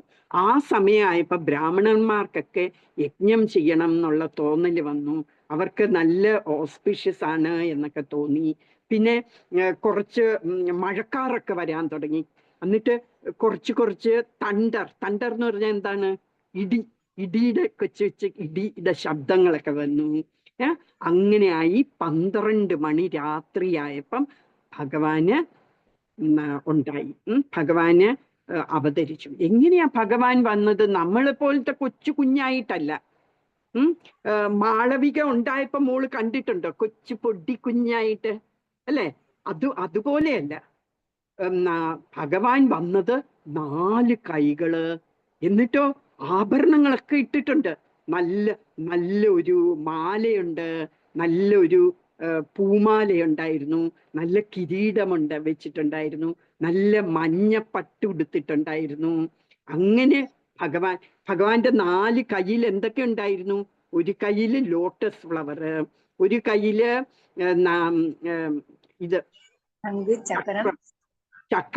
ചക്രം, ശംഖ്, പിന്നെ ഗദ, ഇതൊക്കെ ആയിട്ടാണ് ജനിച്ചത്. എന്നിട്ട് വസുദേവര് എന്തെങ്കിലും ചെയ്യണം, പക്ഷേ അവര് ജയിലിലാണ്, അവർക്കൊന്നും ചെയ്യാൻ പറ്റില്ല. നല്ല ആൺകുട്ടികളൊക്കെ ഉണ്ടായാൽ അച്ഛന്മാരൊക്കെ ഇങ്ങനെ ചാരിറ്റി കൊടുക്കും, ദാനം കൊടുക്കും. ബ്രാഹ്മണർക്കൊക്കെ പശുക്കളെയുമൊക്കെ കൊടുക്കും. ആ കാലത്തൊക്കെ കുറേ പശുക്കളും ഒക്കെ ഉണ്ട് ഓരോ പേർക്ക്. അപ്പൊ പശുക്കളെയൊക്കെ ദാനം കൊടുക്കുകയൊക്കെ ചെയ്യും. അപ്പൊ വസുദേവര് ജയിലിലാണ്, അപ്പൊ ഒന്നുമില്ല കൊടുക്കാൻ, അല്ലേ? ആർക്കും കൊടുക്കാനൊന്നുമില്ല. അപ്പൊ മനസ്സിൽ ഇങ്ങനെ വിചാരിക്കും, ഞാൻ 1000 കൂടുതൽ പശുക്കളെ ഇങ്ങനെ ബ്രാഹ്മണർക്ക് ദാനം കൊടുക്കുന്നതായിട്ട് വിചാരിക്കും. എന്നിട്ട് പിന്നെ വസുദേവരും ദേവകി മാതയൊക്കെ ഭഗവാനോട് പ്രാർത്ഥിക്കും. അപ്പൊ ഭഗവാന് പറയും, ഞാനിങ്ങനെ നിങ്ങള് സുതപയും കൃഷ്ണിയുമായിരുന്നപ്പോ നിങ്ങൾ തപസ് ചെയ്ത കാര്യവും ഒക്കെ പറയും. അങ്ങനെ ഞാൻ ഈ 4 കയ്യിൽ വന്നത് നിങ്ങൾക്ക് വിശ്വാസം വരാനാണ്, ഞാൻ തന്നെയാണ് ഇപ്പൊ അവതരിച്ചിരിക്കുന്നത്, നിങ്ങളുടെ മോനായിട്ട് 3ാമത്തെ ജന്മം ഞാൻ ഇങ്ങനെ അവതരിച്ചിരിക്കുന്നതാണ് എന്ന് പറയും. എന്നിട്ട് ദേവകി മാത പറയും, ഇനി കംസൻ ഇപ്പൊ വരും, അതുകൊണ്ട് വേഗം കൊച്ചു കുഞ്ഞിനെ പോലെ ആകൂ, ഈ 4 കൈയൊക്കെ കളഞ്ഞിട്ട് ഒരു സാധാരണ കുഞ്ഞിനെ പോലെ ആകണം എന്നൊക്കെ പറയുമ്പം ഒരു കൊച്ചു കുഞ്ഞിനെ പോലെ ആകും. എന്നിട്ട് കൃഷ്ണൻ പറയും, എന്നെ ഇപ്പൊ തന്നെ ഈ യമുന തീരത്താണ് ഈ ജയില്, ഈ യമുനയുടെ അപ്പുറത്തെ തീരത്ത് ഗോകുലമാണ്. ആ ഗോകുലത്തില് നന്ദഗോപന്റെ വീട്ടില് എന്നെ കൊണ്ട് കൊടുക്കണം. എന്നിട്ട് അവിടെ യശോദാ മാതാവ് യശോദ മാതാവ് ഒരു പെൺകുഞ്ഞിനെ പ്രസവിച്ചിട്ടുണ്ട്. ആ കുഞ്ഞിനെ എടുത്തിട്ട് ഈ കൃഷ്ണനെ എന്നെ കൊണ്ടുപോയി യശോദ മാതാവിന്റെ അടുത്ത് കൊണ്ട് കിടത്തിയിട്ട് ആ കുഞ്ഞിനെ എടുത്തോണ്ട് വരണം എന്ന് പറയും. അപ്പം ഉടൻ തന്നെ ജയിലിന്റെ വാതിലൊക്കെ തുറക്കും, തന്നെത്താനെ തുറന്നു പോരും. പിന്നെ വസുദേവനെയൊക്കെ ഈ എന്താ പറയാ ചങ്ങലയൊക്കെ ഇട്ട് ബന്ധിച്ചു വെച്ചിരിക്കുകയാണ്. ആ ചങ്ങലയൊക്കെ ഊരിപ്പോകും. എന്നിട്ട് ആ ജയിൽ കീപ്പേഴ്സ് ഒക്കെ ഭയങ്കര ഉറക്കത്തിലായിരിക്കും. അപ്പം അതെല്ലാം ഭഗവാൻ അങ്ങനെ വരുത്തുന്നതാണ്. എന്നിട്ട് വസുദേവൻ കുഞ്ഞിനെയും എടുത്തോണ്ട് യമുന ഇനി ക്രോസ് ചെയ്യണം അല്ലേ. അപ്പോഴത്തേക്ക് മഴ പെയ്യാൻ തുടങ്ങി, മഴയും പെയ്യുന്നുണ്ട്. പിന്നെ യമുനയാണെങ്കിലും നിറച്ചും തിരമാലകളുമൊക്കെയാണ്. പക്ഷേല് വസുദേവൻ ഇങ്ങനെ നടക്കുമ്പോഴത്തേക്ക് യമുന മാറിക്കൊടുക്കും. എന്നിട്ട് വസുദേവന് സുഖമായിട്ട് പോകാൻ പറ്റുന്ന പോലെ മാറിക്കൊടുക്കും. എന്നിട്ടോ മഴ വരികയില്ലേ, അപ്പം കുഞ്ഞ് നനയാതിരിക്കാൻ വേണ്ടി ശേഷൻ, അനന്തശേഷൻ എന്ന് പറഞ്ഞാല് അനന്തശേഷന്റെ മുകളിലാണ് വിഷ്ണു കിടക്കുന്നത്. ആ പാമ്പാണ്. അപ്പൊ ഈ അനന്തശേഷൻ ഇങ്ങനെ കൊട പോലെ 1000 തലകളുണ്ട് ആ അനന്തശേഷന്. അപ്പം ഈ കൃഷ്ണന്റെ മുകളില് ഇങ്ങനെ കൊട പോലെ മഴ കൊള്ളാതെ ഇരിക്കാൻ ഇങ്ങനെ അങ്ങനെ അവര് ഗോകുലത്തിൽ പോയിട്ട് അവിടെ ചെല്ലുമ്പോഴ് യശോദമാത പ്രസവിച്ചൊക്കെ കഴിഞ്ഞ് ഭയങ്കര ക്ഷീണമായിട്ട് ഉറങ്ങുകയാണ്. നന്ദഗോപനും എല്ലാരും ഉറങ്ങുകയാണ് അവിടെ. അപ്പൊ പതുക്കെ പോയിട്ട് നോക്കുമ്പോ അവിടെ ഒരു പെൺകുഞ്ഞ് കിടക്കുന്നു. അപ്പൊ ആ പെൺകുഞ്ഞിനെ എടുത്തിട്ട് ഈ കൃഷ്ണനെ അവിടെ കിടത്തിയിട്ട് ഈ പെൺകുഞ്ഞിനെയും എടുത്തോണ്ട് തിരിച്ച് ജയിലിൽ പോകും. എന്നിട്ട് ജയിലിൽ പോയി കഴിഞ്ഞപ്പോ ഉടനെ ജയിലിന്റെ വാതിലൊക്കെ അടയും. പിന്നെ ആ ചങ്ങലയൊക്കെ വസുദേവന്റെ കാലില് വന്ന് ബന്ധിക്കുകയും ചെയ്യും. അപ്പോഴത്തേക്കും ഈ കുഞ്ഞ് കരയാൻ തുടങ്ങും. കുഞ്ഞ് കരഞ്ഞപ്പോഴത്തേക്കും ഈ ഗാർഡ്സ്, ജയിൽ കീപ്പേഴ്സ് ഒക്കെ ഉണരും. എന്നിട്ട് അവർ ഓടിപ്പോയി കംസന്റെ അടുക്ക പറയും, ദാ ദേവകി മാത പ്രസവിച്ചിട്ടുണ്ട്, കുഞ്ഞ് കരയുന്നുണ്ട് എന്ന് പറയും. അപ്പം എന്ത് ചെയ്യും, കംസൻ ഓടി വരും. അല്ലെങ്കിൽ തന്നെ ദേവകി മാതയുടെ വയറ്റില് കൃഷ്ണൻ ഉണ്ടായപ്പോ തന്നെ ദേവകി മാതയെ കാണാൻ നല്ല ഭംഗി, നല്ല ഷൈൻ ചെയ്യുന്നു മുഖമൊക്കെ.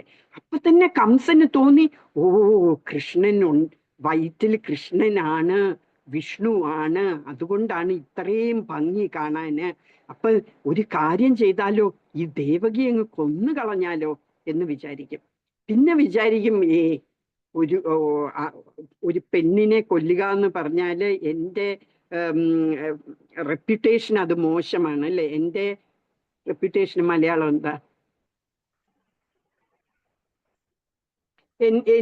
എൻ്റെ ഫെയിം അത് മോശമായി ആകും അല്ലെ. എല്ലാവരും പറയും, രാജാവ് വന്നിട്ട് ഒരു പെണ്ണിനെ കൊന്നിരിക്കുന്നു എന്ന് പറയും.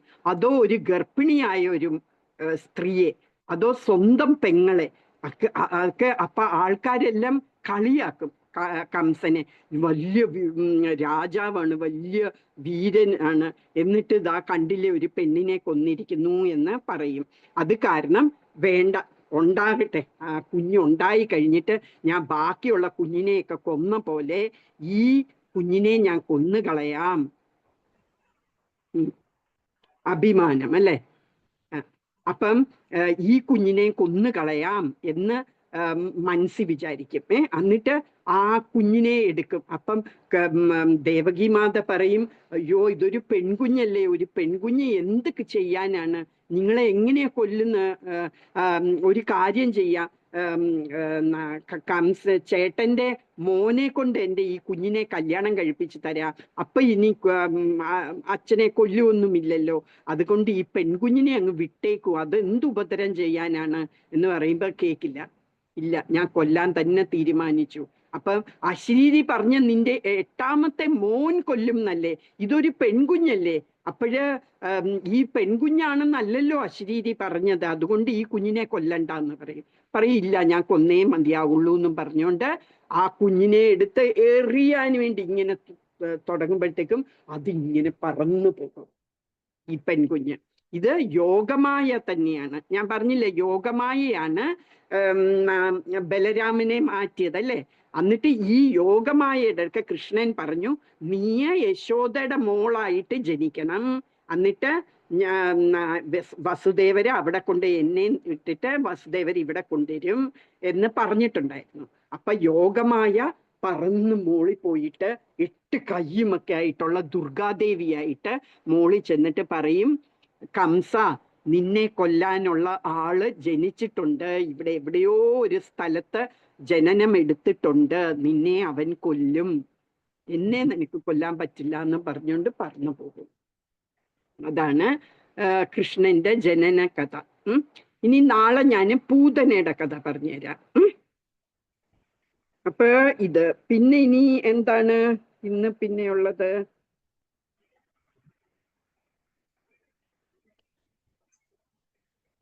ഇന്നത്തെ ശ്ലോകം നോക്കാം. ഇനി 9 മണിയായി. ആർക്കൊക്കെ ഉറക്കം വരുന്നുണ്ട്? അനാമികയുടെ കണ്ണ് ഇടയ്ക്കിടയ്ക്ക് ഇങ്ങനെ അടഞ്ഞു പോകുന്നുണ്ട് ഇല്ലേ? സഞ്ജനയോ ഉറക്കം വരുന്നുണ്ടോ? സഞ്ജനയ്ക്ക് ചെറുതായിട്ട്. ചെറുതായിട്ട്.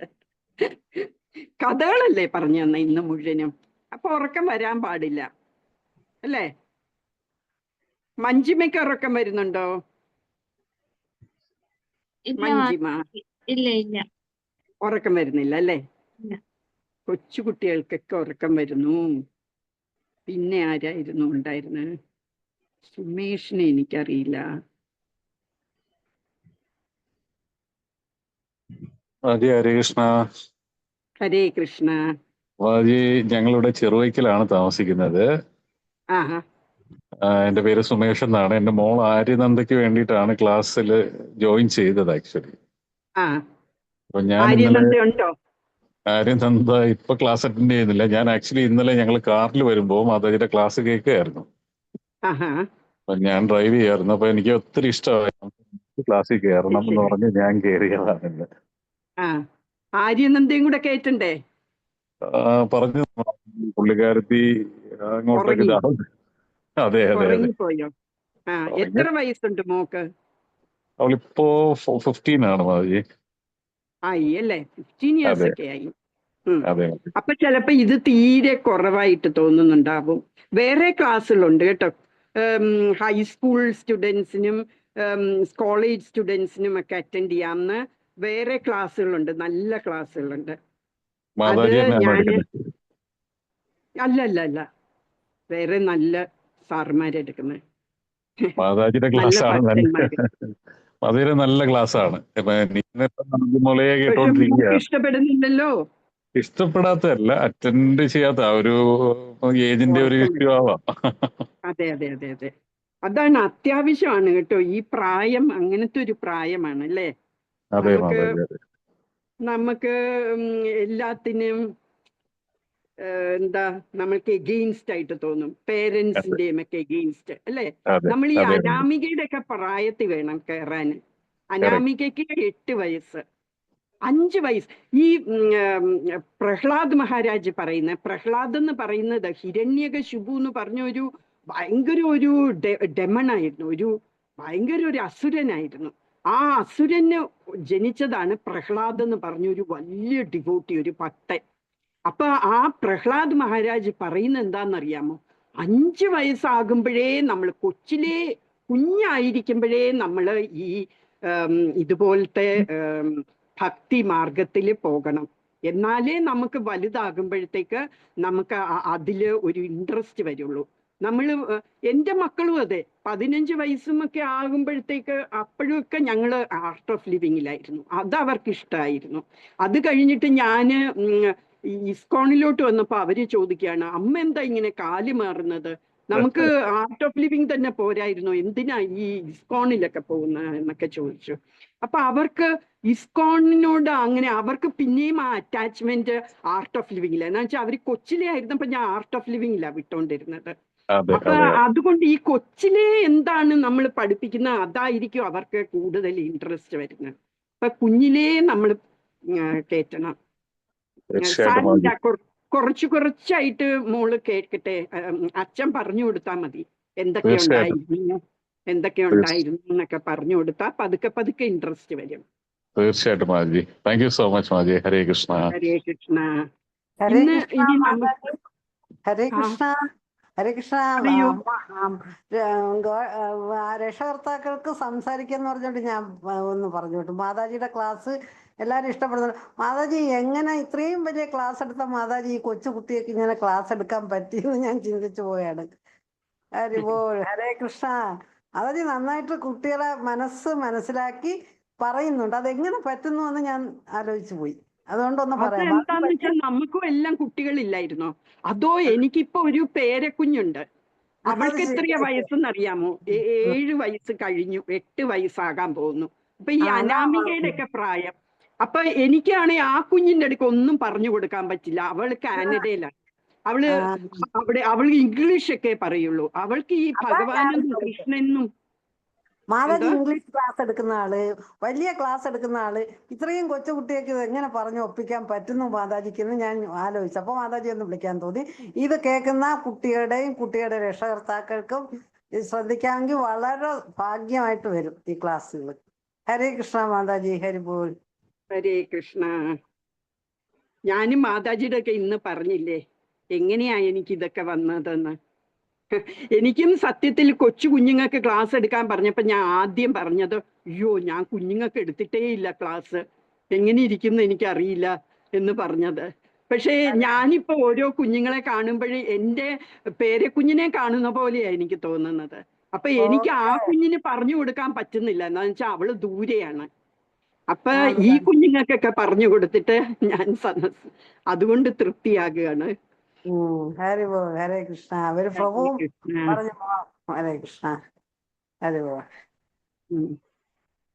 അപ്പൊ ഇന്നത്തെ നമ്മൾക്ക് ശ്ലോകം എന്താ പഠിക്കേണ്ടതെന്ന് അറിയാമോ? 10.10 ആണ് ഇന്ന്. നമ്മൾ 10.8 കഴിഞ്ഞു, 10.9 കഴിഞ്ഞു. ഇതിന്റെയൊക്കെ ഇതാണ് ചതുർശ്ലോകി അല്ലെ? ചതുർശ്ലോകി ഭഗവത്ഗീത എന്ന് പറഞ്ഞാൽ ഈ ഭഗവത്ഗീതയുടെ മുഴുവൻ കണ്ടൻസ്ഡ് ഫോമാണ്. 4 ശ്ലോകങ്ങളിൽ തന്നിരിക്കുകയാണ്. ഈ 4 ശ്ലോകം പഠിച്ചു കഴിഞ്ഞിട്ട് നമുക്ക് ഒരു ക്ലാസ് ഈ 4 ശ്ലോകത്തിനെ കുറിച്ച് മാത്രം നമുക്ക് നോക്കാം. എന്തുകൊണ്ടാണ് ഇത് സമ്മറിയാണ് എന്ന് പറയുന്നതെന്നൊക്കെ നമുക്ക് പഠിക്കാം. അപ്പൊ ആദ്യം ഈ ശ്ലോകം പഠിച്ചിട്ട് അതിന്റെ അർത്ഥം. ഞാൻ ഒരു കാര്യം പറഞ്ഞിരുന്നു, അത് ഞാനും മറന്നുപോയി. നിങ്ങൾ ശ്ലോകം ഇട്ടത് ഞാൻ കേട്ടപ്പോ ഞാനും മറന്നുപോയി. നിങ്ങളുടെ അടുക്ക ഞാൻ പറഞ്ഞിരുന്നു ഇനി നിങ്ങൾ ശ്ലോകം പറയുന്നതിൻ്റെ ഒപ്പം ട്രാൻസ്ലേഷനും കൂടെ പറയണം എന്ന്. ഇല്ലേ? അത് മറന്നുപോയി അല്ലേ എല്ലാരും? അനാമികയ്ക്ക് പറ്റുമോ എന്ന് എനിക്കറിയില്ല. ഇത്ര കൊച്ചു കുഞ്ഞിന് പറയാൻ പറ്റുമോ ട്രാൻസ്ലേഷൻ എനിക്കറിയില്ല. ഇപ്പൊ നമ്മൾ 10.8 പറയുമ്പം അഹം സർവസ്യ പ്രഭവോ അത് പറഞ്ഞു കഴിഞ്ഞിട്ട് I am the source of all material and spiritual worlds, everything emanates from me, അങ്ങനെയൊക്കെ അതും കൂടി പറയണം. നാളെ ശ്രമിക്കൂ നിങ്ങൾ പറയാൻ. എന്താന്ന് വെച്ചാൽ ഞാൻ പറഞ്ഞു ഒരു കോമ്പറ്റീഷൻ ഉണ്ട്. ആ കോമ്പറ്റീഷൻ, ഇനി ഒരു കാര്യം ഞാൻ പറയാൻ വിട്ടുപോയത്, ഇത് കുട്ടികൾക്ക് മാത്രമുള്ള കോമ്പറ്റീഷൻ അല്ല. നമുക്ക് രണ്ട് വിഭാഗമായിട്ടുള്ള 2 പാർട്ടായിരിക്കും ഈ കോമ്പറ്റീഷൻ. ഒന്ന് കുട്ടികൾക്ക്, ഒന്ന് പേരൻസിന്. എന്നുവെച്ചാൽ പേരൻസും ഇതൊക്കെ ആദ്യമായിട്ട് കേൾക്കുന്നതായിരിക്കും. അപ്പൊ ഇനി തൊട്ട് പേരൻസും ഈ ശ്ലോകങ്ങളൊക്കെ പഠിച്ച് പോസ്റ്റ് ചെയ്യാം കേട്ടോ. ഫോർ എക്സാമ്പിൾ കൽപ്പ എന്ന് പറയുന്ന ഒരു അമ്മയാണ്. ആ അമ്മ ഇടുന്നുണ്ട് ശ്ലോകങ്ങള്. എനിക്ക് തോന്നുന്നു 3 ശ്ലോകമോ 4 ശ്ലോകമോ ചൊല്ലിയിട്ടു. അതുപോലെ അമ്മമാർക്കും ചൊല്ലിയിടാം, അച്ഛന്മാർക്കും ചൊല്ലിയിടാം. നമുക്ക് എല്ലാവർക്കും കൂടെ ഒന്നിച്ച് പഠിച്ച്, ഞാനും പഠിക്കുകയാണ് സത്യത്തില്, നിങ്ങളുടെ ഒപ്പം ഞാനും പഠിക്കുകയാണ്. അതുകൊണ്ട് നമുക്ക് എല്ലാം പഠിച്ച് ശ്ലോകങ്ങൾ പോസ്റ്റ് ചെയ്യാം. എന്നിട്ട് ഞാൻ പറഞ്ഞു കോമ്പറ്റീഷനിൽ എന്തൊക്കെ ചോദിക്കും. ഞാൻ പെട്ടെന്ന് പറയും 10.9 ദേവ് പറഞ്ഞേ എന്ന് പറയും. അപ്പം ദേവ് 10.9 ഏതാന്ന് ഓർക്കണം. അഹം സർവസ്യ പ്രഭോ പറയല്ലേ.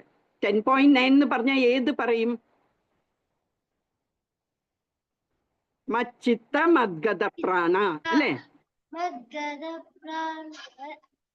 അതല്ലേ? അതാണ്. അപ്പൊ അത് പറയണം. എന്നിട്ട് ഞാൻ ചോദിക്കും, ഓക്കെ മച്ചിത്ത എന്ന് പറഞ്ഞാൽ എന്താണ് എന്ന് ചോദിക്കുമ്പോ മോന് അറിഞ്ഞിരിക്കണം എന്താ അതിന്റെ അർത്ഥം എന്ന്. അപ്പൊ അത് ഒക്കെ നോക്കണം. ഞാനത് ചൊല്ലിയിടുന്നുണ്ടല്ലോ, ആ ചൊല്ലിയിടുമ്പം ശ്രദ്ധിക്കണം എന്താണ് ഓരോ വാക്കിന്റെ അർത്ഥം എന്ന്. അപ്പൊ ഇന്ന് നമ്മള് നാളത്തേക്ക് പഠിക്കേണ്ടത് 10.10 ആണ്. ഇപ്പൊ ഞാൻ പറഞ്ഞു BG 10.10 എന്ന് പറഞ്ഞാൽ, BG എന്ന് പറഞ്ഞാൽ ഭഗവത്ഗീത. ആദ്യത്തെ 10 എന്ന് പറഞ്ഞാൽ അത് ചാപ്റ്റർ ആണ്, ചാപ്റ്റർ നമ്പർ 10 വേഴ്സ് നമ്പർ 10. 10.10 എന്ന് പറഞ്ഞാൽ ചാപ്റ്റർ 10 വേഴ്സ് 10. അതെന്താന്ന് നമുക്ക് നോക്കാം. തേഷാം സതതയുക്താനാം ഭജതാം പ്രീതിപൂർവകം ദദാമി ബുദ്ധി യോഗം തം ഏന മാം ഉപയാന്തിതേ എന്ന് പറഞ്ഞാല് തേഷാം അവര് സതതയുക്താനാം, സതത എന്ന് പറഞ്ഞാൽ എപ്പോഴും, യുക്താനാം എന്ന് പറഞ്ഞാല് എപ്പോഴും അവര് എൻഗേജ്ഡ് ആയിരിക്കും. എന്തില്? ഭജതാം, എന്നെ സേവിക്കുന്നതില്, എന്നെ ഭജിക്കുന്നതില് അവരെപ്പോഴും അവര് ഇൻവോൾവ് ആയിരിക്കും, എപ്പോഴും എൻഗേജ്ഡ് ആയിരിക്കും. ഭജതാം പ്രീതിപൂർവകം. എങ്ങനെയായിരിക്കണം നമ്മൾ ഭജിക്കേണ്ടത്, എങ്ങനെയായിരിക്കണം നമ്മൾ സെർവ് ചെയ്യേണ്ടത് കൃഷ്ണനെ? പ്രീതിപൂർവകം, വളരെ സ്നേഹത്തോടു കൂടി അവര് എന്നെ ഭജിക്കുന്നു, എന്നെ സെർവ് ചെയ്യുന്നു. അപ്പോഴോ ദദാമി, അപ്പൊ ഞാൻ അവർക്ക് കൊടുക്കും. എന്ത്? ബുദ്ധിയോഗം തം, ഞാൻ അവർക്ക് ബുദ്ധി കൊടുക്കും. നമ്മള് കൃഷ്ണനെ സ്നേഹപൂർവം നമ്മള് സെർവ് ചെയ്താൽ, സേവിച്ചാല് അപ്പം കൃഷ്ണൻ നമുക്ക് ബുദ്ധി കൊടുക്കും എന്ന് പറയുകയാണ്.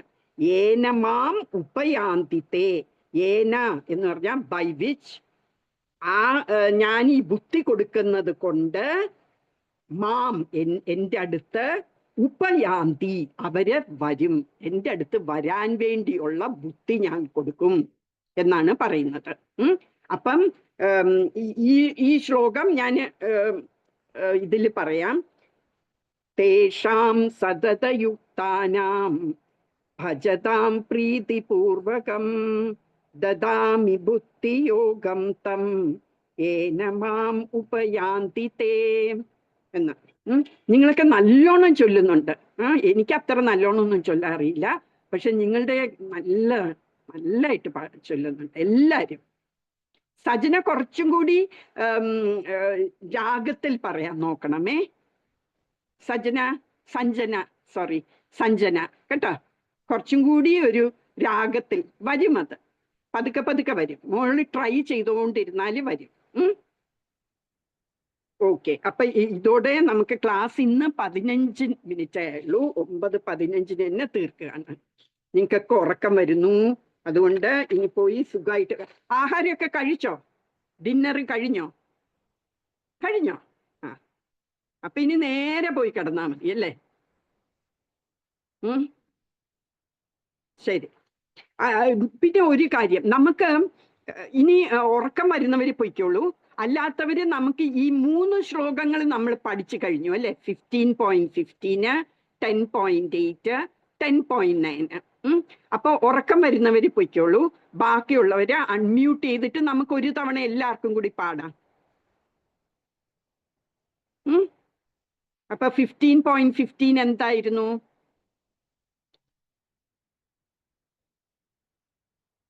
ഓർമ്മയുണ്ടോ? ആർക്ക് ഓർമ്മയുണ്ട് ആദ്യം പഠിപ്പിച്ചത്?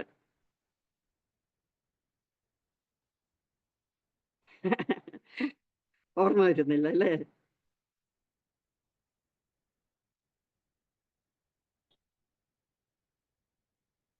സർവസ്യ ചാഹം ഹൃദി സന്നിവിഷ്ടോ അല്ലേ? അപ്പൊ അൺമ്യൂട്ട് ചെയ്തിട്ട് നമുക്ക് ജപിക്കാം, ചൊല്ലാം.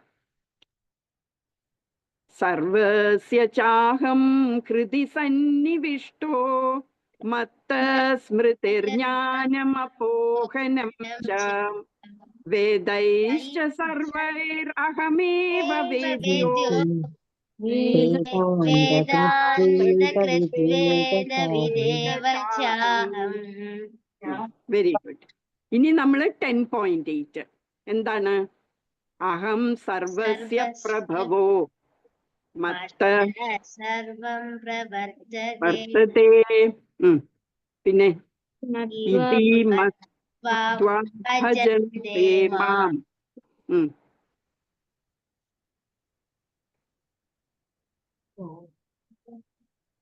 മറന്നുപോയോ?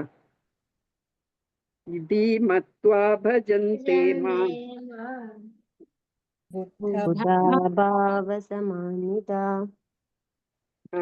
ബുധാഭാവ സമന്വിതഃ അല്ലേ? ഇനി 10.9 ഇന്ന് പാടിയത്, ഇന്ന് പഠിച്ചത് എന്തായിരുന്നു? പ്രാണ ബോധയന്താ പരസ്പരം തദയന്തശ്ച മാം നിത്യം തുഷ്യന്തി ച രമന്തി ച. Very good. മഞ്ജുമേം പറഞ്ഞു. അപ്പൊ ഇങ്ങനെ ചെയ്താൽ മതി. ഒരു നോട്ട്ബുക്ക് എടുത്തിട്ട് ഓരോ ദിവസത്തെ ശ്ലോകങ്ങളും അതിന്റെ അർത്ഥങ്ങളും മീനിങ്സും എഴുതണം. എന്നിട്ട് അതിന്റെ ട്രാൻസ്ലേഷനും ഇങ്ങനെ എഴുതി വെക്കുമ്പോൾ നമുക്ക് ആ 30 ശ്ലോകങ്ങളാണല്ലേ നമ്മുടെ എയിം തീർക്കണം എന്നുള്ളത്. അപ്പൊ ആ 30 ശ്ലോകങ്ങളും ഒരു നോട്ട്ബുക്കിൽ എഴുതി വെച്ചാല്, ഒരു 80 പേജസിന്റെ നോട്ട്ബുക്ക് വാങ്ങിച്ചിട്ട് അതിൽ എഴുതി വെച്ചാല് ഇപ്പം നമ്മൾ എന്നും ചൊല്ലുമ്പോഴും നോക്കി പാടിക്കൊള്ളൂ കേട്ടോ. നമ്മളെല്ലാം ഇപ്പൊ ഓർക്കില്ല. അപ്പൊ എല്ലാ ദിവസവും നമ്മൾ ഇങ്ങനെ പാടിക്കൊണ്ടിരിക്കുമ്പം താനെ അത് ഓർമ്മ വരും. അപ്പൊ അങ്ങനെ നമുക്ക് ചെയ്യാം. ഓക്കെ. പിന്നെ ഞാൻ ഈ സങ്കീർത്യമാനോ എന്നുള്ള പാട്ടും ആ ശ്ലോകവും ഞാന് ഇതില് ഇടും.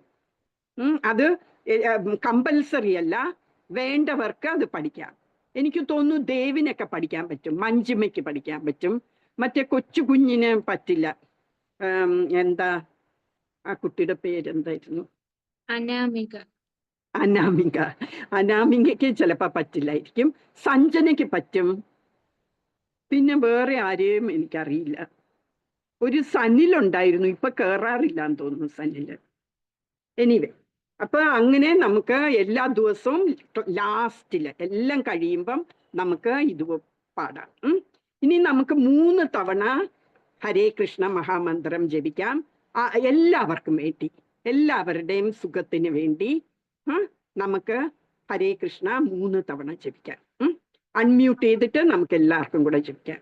ഹരേ കൃഷ്ണ ഹരേ കൃഷ്ണ കൃഷ്ണ കൃഷ്ണ കൃഷ്ണ ഹരേ ഹരേ ഹരേ ഹരേ ഹരേ രാമ രാമ ഹരേ ഹരേ രാമ രാമ രാമ രാമ രാമ രാമ ഹരേ ഹരേ ഹരേ. ഹരേ ഹരേ ഹരേ കൃഷ്ണ കൃഷ്ണ കൃഷ്ണ കൃഷ്ണ കൃഷ്ണ കൃഷ്ണ ഹരേ ഹരേ ഹരേ. ഹരേ ഹരേ ഹരേ രാമ രാമ ഹരേ ഹരേ രാമ രാമ രാമ രാമ രാമ ഹരേ ഹരേ ഹരേ. ഹരേ ഹരേ ഹരേ കൃഷ്ണ കൃഷ്ണ ഹരേ ഹരേ കൃഷ്ണ കൃഷ്ണ കൃഷ്ണ കൃഷ്ണ കൃഷ്ണ കൃഷ്ണ ഹരേ Hare Hare. Hare Hare Hare Rama Rama Hare Hare Rama Rama Rama Rama Rama Rama Hare Hare Hare. Hare. Hare Krishna. Thank you very much. Thank you Mataji. കൊച്ചുകുട്ടികൾക്കും ഹരേ കൃഷ്ണ. അമ്മമാർക്കും എല്ലാം എൻ്റെ വിനീതമായ നമസ്കാരം. Hare Krishna. Thank you very much. Hare Krishna. Close ചെയ്യട്ടെ. ഹരേ കൃഷ്ണ.